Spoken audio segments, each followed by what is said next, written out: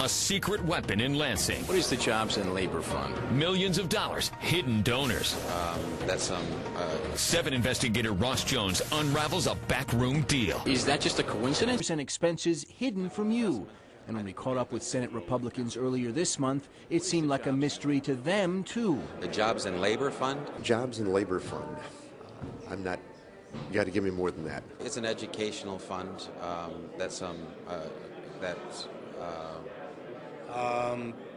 I believe, I'm really not even sure. You'd think they'd remember this. The fund has raised more than $1.5 million between 2009 and 2012, and it's been raising a lot more ever since.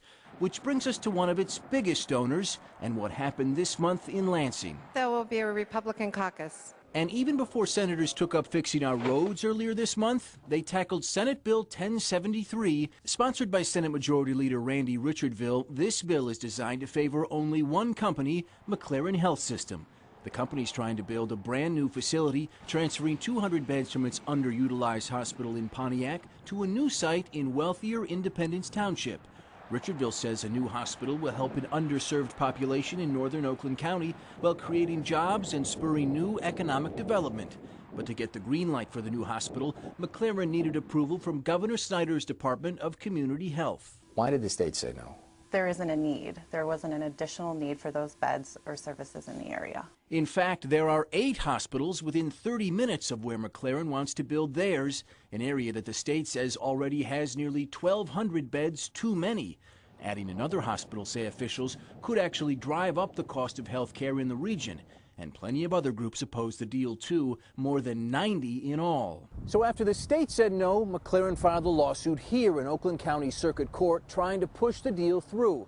But a judge said no, and when McLaren appealed, they lost there, too. So McLaren threw a Hail Mary, coming here to the state legislature and convincing lawmakers to write a bill that would go around the Snyder administration and let them build that new hospital. And here's where it gets interesting. It was around the same time we've learned that McLaren started sinking huge checks into that Jobs and Labor Fund, making multiple sizable payments, we've learned, with checks totaling 6 figures, donations you weren't supposed to know about, but we've uncovered. They are one of the biggest donors to this fund.